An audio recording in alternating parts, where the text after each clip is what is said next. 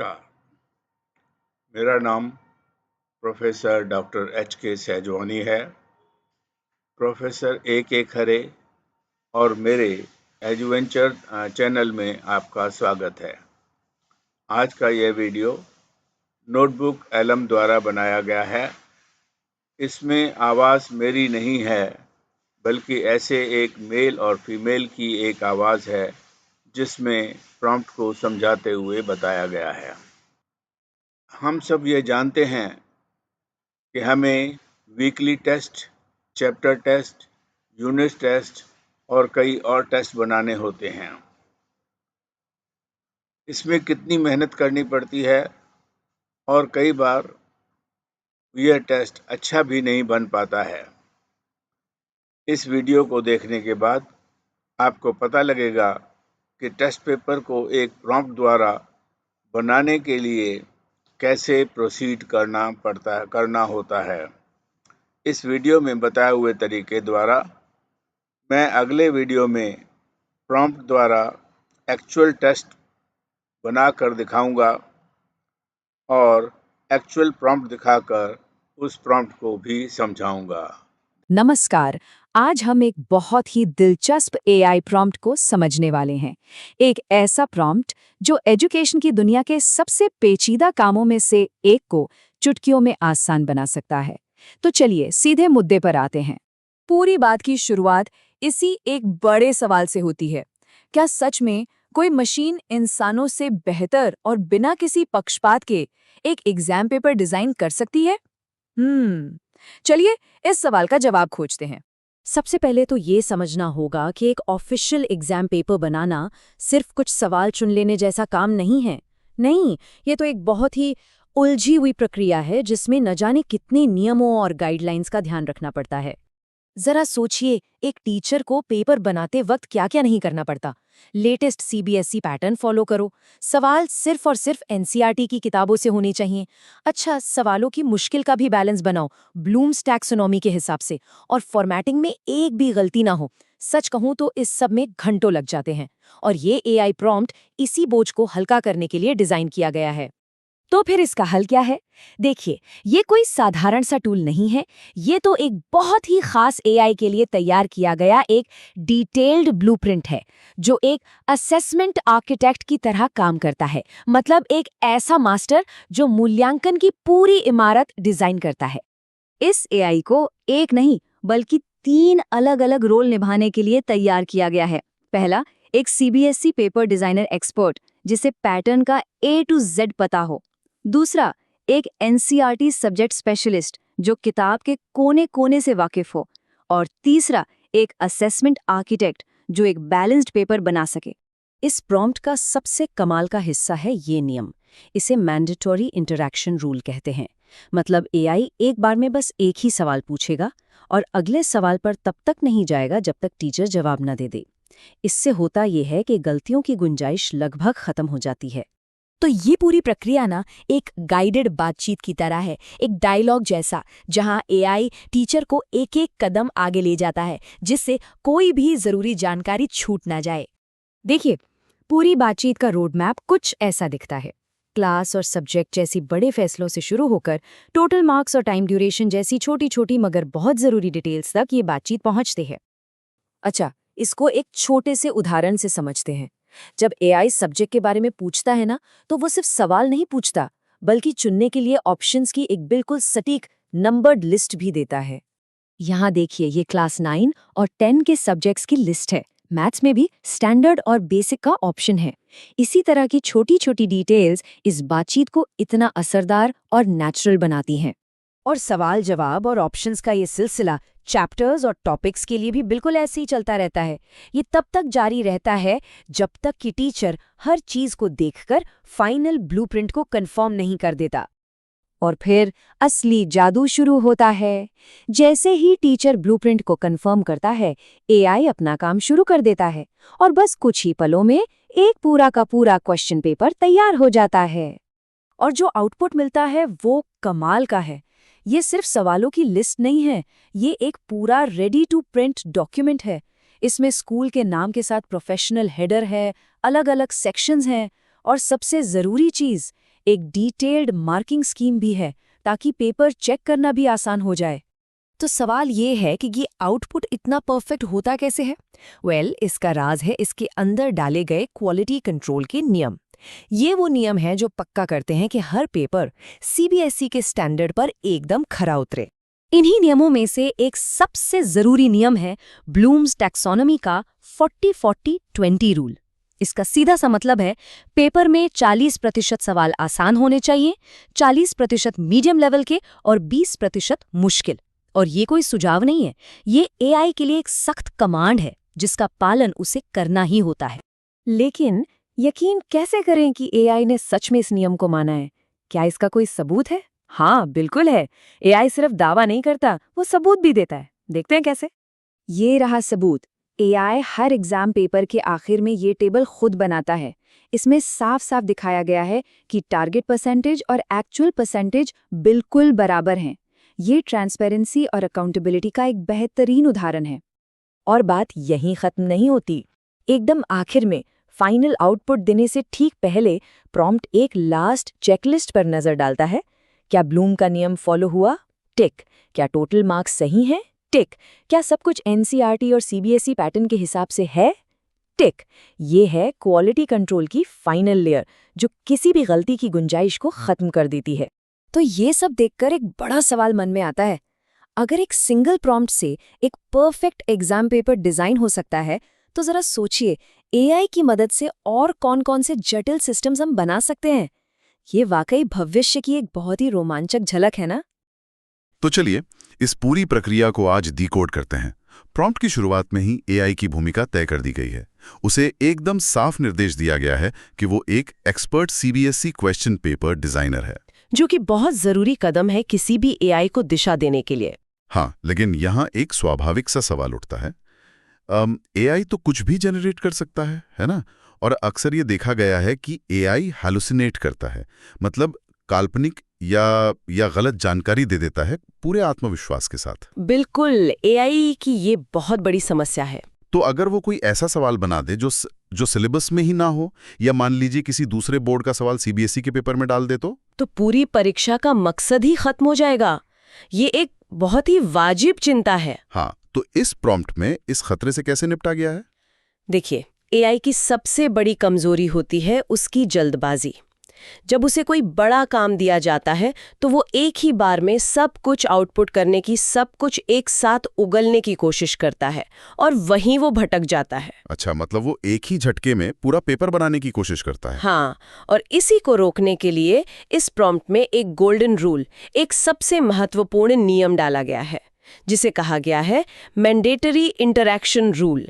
Mandatory interaction rule? हाँ, इस नियम के तहत एआई को सख्त निर्देश है एक बार में सिर्फ एक कदम, यानी 1 स्टेप एट अ टाइम। ओह, इसका मतलब है कि एआई अपनी मर्जी से आगे नहीं बढ़ सकता, उसे हर कदम पर अनुमति लेनी होगी। बिल्कुल, एआई को एक साथ कई सवाल पूछने या खुद से कोई भी अनुमान लगाने की सख्त मनाही है। वो पहला सवाल पूछेगा और फिर उसे रुकना ही होगा जब तक शिक्षक जवाब नहीं देता। एकदम सही। जब तक शिक्षक उस सवाल का जवाब नहीं देता, एआई अगला कदम उठा ही नहीं सकता। ये जो रुक रुक कर चलने वाली रणनीति है ना, यही एआई को हैलुसिनेट करने से रोकती है। ये तो बहुत ही स्मार्ट तरीका है।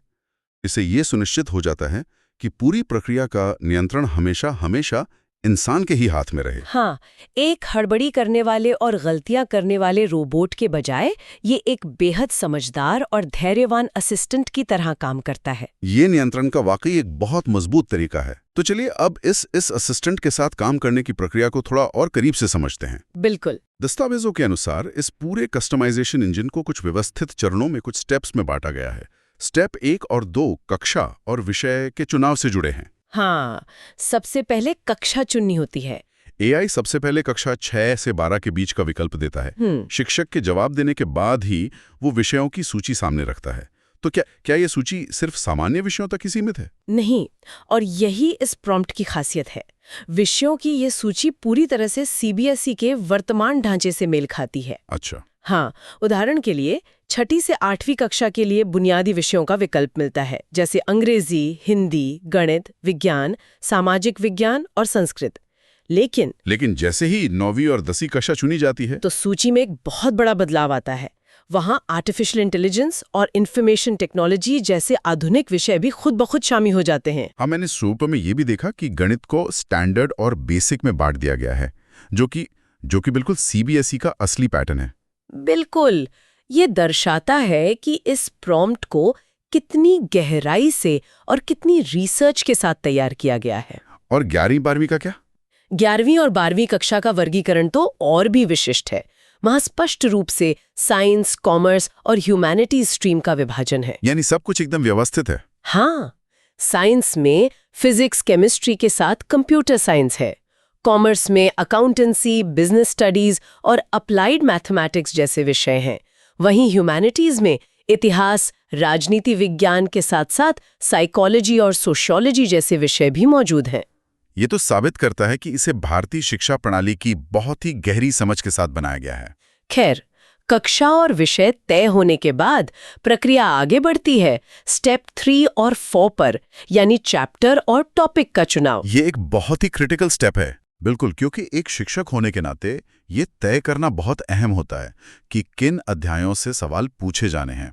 ये प्रॉम्प्ट सीधे नवीनतम एनसीईआरटी किताबों के आधार पर चैप्टर्स की पूरी सूची नंबरों के साथ निकाल कर दे देता है। और मजे की बात यह है कि सिर्फ चैप्टर ही नहीं, उसके अंदर के सब टॉपिक्स भी दिखाता है। हाँ, इसे हम माइक्रो लेवल की कस्टमाइजेशन कह सकते हैं। बिल्कुल कह सकते हैं। मान लीजिए कोई विज्ञान का पेपर सेट कर रहा है और उसने चैप्टर चुना है कार्बन और उसके यौगिक। हाँ, 10वीं क्लास का मशहूर चैप्टर। हाँ, वही। तो एआई सिर्फ इस चैप्टर पे नहीं रुकता। वो पूछता है कि क्या पूरे चैप्टर से सवाल बनाने हैं या किसी खास सब टॉपिक से, जैसे नॉमेनक्लेचर या फिर साबुन और डिटर्जेंट से। तो शिक्षक के पास ये आज़ादी होती है कि वो सिर्फ एक टॉपिक चुने या फिर ऑल टॉपिक्स कमांड देकर पूरे चैप्टर को शामिल कर ले। ये एकदम पिन पॉइंट एक्यूरेसी देता है। एकदम सही। इसके बाद आते हैं स्टेप 5 और 6, जहां परीक्षा के कुल अंक और समय तय किए जाते हैं। स्रोतों में बताया गया है कि प्रॉम्प्ट में डिफ़ॉल्ट रूप से 80 अंक और 3 घंटे का समय सेट रहता है, जो कि सीबीएसई का स्टैंडर्ड फाइनल एग्जाम फॉर्मेट है। हाँ, लेकिन अगर किसी को 40 नंबर का एक छोटा यूनिट टेस्ट बनाना हो तो वो आसानी से इसे बदल भी सकता है। अब ये सब बहुत सहज लगता है, लेकिन क्या कभी ऐसा होता है कि इनपुट देते समय कोई मानवीय भूल हो जाए? मेरा मतलब है, मान लीजिए किसी ने गलती से 3 घंटे की जगह 1 घंटा टाइप कर दिया और 80 नंबर का पेपर जनरेट करने का निर्देश दे दिया। ये एक बहुत ही व्यवहारिक परिदृश्य है। इंसानी गलती होना बहुत स्वाभाविक बात है, खासकर जब आप जल्दी में हो। और यहीं पर स्टेप 7 की भूमिका सबसे अहम हो जाती है। स्टेप 7? हाँ, इसे ब्लूप्रिंट कंफर्मेशन कहा गया है। जैसे ही सारे इनपुट एआई को मिल जाते हैं, वो तुरंत धड़ाधड़ पेपर जनरेट करना शुरू नहीं करता। वो फिर से रुकता है? बिल्कुल, वो एकदम से रुकता है और स्क्रीन पर एक समरी यानी पूरा सारांश प्रस्तुत करता है। मतलब ये एक तरह का फाइनल चेक है, पेपर छपने से ठीक पहले का। सही कहा। उस समरी में कक्षा, विषय, चैप्टर, चुने गए टॉपिक्स, कुल अंक और समय का पूरा ब्यौरा एक साथ होता है। और उसके ठीक नीचे एआई एक सवाल पूछता है, शैल आई प्रोसीड, यस या मॉडिफाई। ये तो एक बहुत ही जरूरी सेफ्टी चेक है। हाँ, अगर 80 नंबर के साथ 1 घंटे का समय दिख रहा है तो शिक्षक तुरंत मॉडिफाई टाइप करके उसे सुधार सकता है। इससे एक पूरा गलत पेपर जनरेट होने और फिर से वो पूरी लंबी प्रक्रिया दोहराने का समय बच जाता है। ये समय और मेहनत बचाने का एक बहुत ही शानदार तरीका है। लेकिन इस समरी स्क्रीन पर एक और शब्द उभर कर आता है जिस पर इस पूरी चर्चा का सबसे बड़ा हिस्सा केंद्रित होना चाहिए। आप ब्लूम्स टैक्सोनॉमी की बात कर रहे हैं? हाँ, बिल्कुल। ब्लूम्स टैक्सोनॉमी और उसका 40-40-20 नियम, मुझे लगता है कि ये इस पूरे प्रॉम्प्ट की असली जान है। अक्सर शिक्षा जगत में ब्लूम्स टैक्सोनॉमी को एक बहुत ही भारी भरकम और तकनीकी शब्द माना जाता है। हाँ, लोग इसका नाम सुनकर थोड़ा घबरा जाते हैं। तो इसे आसान भाषा में कैसे समझा जा सकता है? ये क्या है? देखिए, ब्लूम्स टैक्सोनॉमी को समझने के लिए हमें बस ये सोचना होगा कि हम इंसान सीखते कैसे हैं और हमारे सीखने की गहराई क्या होती है। ये बस सीखने और समझने के स्तरों का एक वैज्ञानिक ढांचा है। ओके। इसे मूल रूप से 6 स्तरों में बांटा गया है, BL1 से लेकर BL6 तक। लेकिन इस प्रॉम्प्ट ने क्या किया है, इन 6 स्तरों को शिक्षकों की सहूलियत के लिए 3 बहुत ही आसान श्रेणियों में बांट दिया है। आसान, मध्यम और कठिन। बिल्कुल। तो अगर हम इसके सबसे आसान स्तर की बात करें, जैसे आपने BL1 और BL2 कहा, तो इसमें किस तरह के सवाल आते हैं और ये पेपर में कितना होना चाहिए? ये सवाल कह सकते हैं। जैसे फैक्ट्स पूछना। हाँ, उदाहरण के लिए अगर जीव विज्ञान का पेपर है तो सवाल हो सकता है प्रकाश संश्लेषण की परिभाषा क्या है, या फिर इतिहास में पूछ लिया कि पानीपत की पहली लड़ाई कब हुई थी। मतलब ये वो सवाल हैं जिनके लिए छात्र को बस दी गई जानकारी याद होनी चाहिए। सही कहा। और प्रॉम्प्ट के सख्त नियम के अनुसार पूरे प्रश्न पत्र का 40% हिस्सा ऐसे ही आसान सवालों का होना चाहिए। 40%? ताकि ये सुनिश्चित हो सके कि हर छात्र जिसने कम से कम बेसिक पढ़ाई भी की है वो पासिंग मार्क्स तक आसानी से पहुंच सके और उसे परीक्षा से डर ना लगे। बिल्कुल, ये कॉन्फिडेंस बनाने के लिए होता है। फिर इसके बाद आता है मध्यम स्तर, यानी BL3 और BL4। इसमें क्या होता है? इसमें छात्र को अपनी याद की गई जानकारी को लागू करना होता है, उसे अप्लाई करना होता है और उसका विश्लेषण करना होता है। इसमें सवाल का स्वरूप थोड़ा बदल जाता है। कोई उदाहरण देंगी? हाँ, जैसे मान लीजिए सवाल है, अगर किसी पौधे को 1 हफ्ते तक अंधेरे कमरे में रखा जाए तो उसके पत्तों के रंग में क्या बदलाव आएगा और क्यों? यहाँ सिर्फ रटने से काम नहीं चलेगा। नहीं चलेगा। यहाँ छात्र को प्रकाश संश्लेषण के सिद्धांत को एक नई स्थिति में अप्लाई करना होगा। और इस मध्यम स्तर के सवालों का हिस्सा बी पेपर में 40% तय किया गया है। 40% आसान और 40% मध्यम, तो फिर बचता है आखिरी 20%, जिसे BL5 और BL6 यानी कठिन स्तर कहा गया है। ये वो हिस्सा होगा जो टॉपर और एक औसत छात्र के बीच का असली अंतर तय करता है। एकदम सटीक समझे आप। BL5 और BL6 में मूल्यांकन यानी इवैल्यूएशन और रचनात्मकता यानी क्रिएशन शामिल होती है। ये सबसे उच्च स्तर की सोच है। इसके सवाल कैसे होते होंगे? इसका सवाल कुछ ऐसा हो सकता है, एक ऐसा प्रयोग डिजाइन करें जो ये साबित कर सके कि प्रकाश संश्लेषण के लिए धूप सबसे महत्वपूर्ण कारक है, और अपनी प्रक्रिया के संभावित परिणामों का भी मूल्यांकन करें। वाह, इसके लिए तो वाकई बहुत गहरी सोच और समस्या को खुद से सुलझाने की क्षमता चाहिए। बिल्कुल, और इसीलिए प्रॉम्प्ट को ये सख्त हिदायत दी गई है कि ऐसे कठिन सवाल पूरे पेपर में केवल 20% ही होने चाहिए। ये 40-40-20 का जो अनुपात है, ये वाकई एक बहुत ही बेहतरीन गणितीय और वैज्ञानिक संतुलन है ना? हाँ, अगर कोई पेपर 80% कठिन सवालों से ही बना हो तो बच्चे तो परीक्षा हॉल में ही रोने लगेंगे, घबरा जाएंगे। और अगर 80% सवाल केवल रटने वाले हों तो उनकी असली योग्यता का, उनके दिमाग का पता ही नहीं चलेगा। बिल्कुल सही बात है। एक मशीन को, एक AI को इस मनोवैज्ञानिक अनुपात का इतनी सख्ती से पालन करते हुए देखना अपने आप में बहुत अद्भुत है। और यही कारण है कि ये प्रॉम्प्ट साधारण AI टूल से बहुत अलग है। ये सिर्फ इंटरनेट से आंख बंद करके सवाल नहीं खोजता। ये ब्लूम्स टैक्सोनॉमी के तराजू पर हर एक सवाल को पहले तौलता है और फिर उसे पेपर के सांचे में एकदम फिट करता है। ये तो हुई पेपर बनने के पीछे की साइंस। अब जब उस ब्लूप्रिंट कन्फर्मेशन पर येस कमांड दे दिया जाता है तो प्रॉम्प्ट स्टेप 8 की तरफ बढ़ता है, यानी हमारा फाइनल आउटपुट। हाँ, ये वो चरण है जहां असली पेपर बनकर सामने आता है। मैंने दस्तावेजों में जो आउटपुट का लेआउट देखा है वो किसी भी आधिकारिक बोर्ड परीक्षा के प्रोफेशनल पेपर जैसा ही लगता है। उसमें सबसे ऊपर स्कूल का नाम, समय, मार्क्स और सामान्य निर्देश बहुत ही स्पष्ट रूप से दिए होते हैं। बिल्कुल। पेपर के ढांचे पर अगर हम नजर डालें तो ये पूरी तरह से नवीनतम CBSE मानकों पर खरा उतरता है। इसे बाकायदा अलग अलग सेक्शंस में बांटा गया है। जैसे सेक्शन A, B, C? हाँ, सेक्शन A में 1 नंबर वाले ऑब्जेक्टिव सवाल होते हैं जिन्हें हम MCQ कहते हैं। सेक्शन B और C में शॉर्ट और एनालिटिकल सवाल आते हैं। सेक्शन D में विस्तृत उत्तर वाले लॉन्ग आंसर सवाल होते हैं। और एक आखिरी सेक्शन भी होता है ना? हाँ, सबसे आखिर में सेक्शन E होता है जिसमें केस स्टडी पर आधारित सवाल होते हैं। केस स्टडी मैनुअल तरीके से, मतलब खुद से बैठकर केस स्टडी वाले सवाल बनाना शायद किसी भी शिक्षक के लिए सबसे ज्यादा समय लेने वाला काम होता है। बहुत दिमाग लगता है उसमें। हाँ, और एक और खास बात जो इस आउटपुट में देखी गई है वो है इंटरनल चॉइस, यानी विकल्पों का ध्यान रखना। जैसे एक ही सवाल के अंदर लिखा होता है ये करें या फिर इसके नीचे दिया गया विकल्प चुनें। हाँ, और वाले सवाल। ये पूरी तरह से एक वास्तविक परीक्षा का माहौल बनाता है। लेकिन सबसे दिलचस्प बात यह है कि ये प्रक्रिया यहीं खत्म नहीं होती। बिल्कुल नहीं, असली जादू तो इसके बाद होता है। हाँ, प्रश्न पत्र पूरा जनरेट होने के बाद प्रॉम्प्ट खुद से एक बहुत ही अहम कमांड देता है, पेज ब्रेक। और इसके बाद जो पन्ना खुलता है ना, मुझे लगता है वो किसी भी शिक्षक के लिए दुनिया की सबसे बड़ी राहत है। वो राहत है मार्किंग स्कीम का जनरेशन। किसी भी शिक्षक का सबसे ज्यादा समय और ऊर्जा ये तय करने में जाती है कि किस उत्तर के किस हिस्से पर कितने नंबर दिए जाएं। हाँ, क्योंकि हर बच्चा अलग तरह से लिखता है। बिल्कुल। ये प्रॉम्प्ट सिर्फ सही जवाबों की एक साधारण आंसर की नहीं थमा देता आपको, ये proper step wise marking generate करता है, जो कि सीबीएसई मूल्यांकन का सबसे बड़ा आधार है। ये बहुत अहम बिंदु है, क्योंकि अक्सर ऐसा होता है कि गणित के किसी सवाल में छात्र का अंतिम उत्तर तो गलत हो जाता है, लेकिन उसने शुरुआत में फॉर्मूला एकदम सही लगाया होता है। बिल्कुल, और इसीलिए स्टेप वाइज मार्किंग इतनी जरूरी है। ये जनरेटेड मार्किंग स्कीम स्पष्ट रूप से बताती है कि देखिए, फॉर्मूला के लिए आधा नंबर दीजिए, कैलकुलेशन के लिए 1 नंबर और अंतिम उत्तर के लिए आधा नंबर। बहुत ही बारीकी से।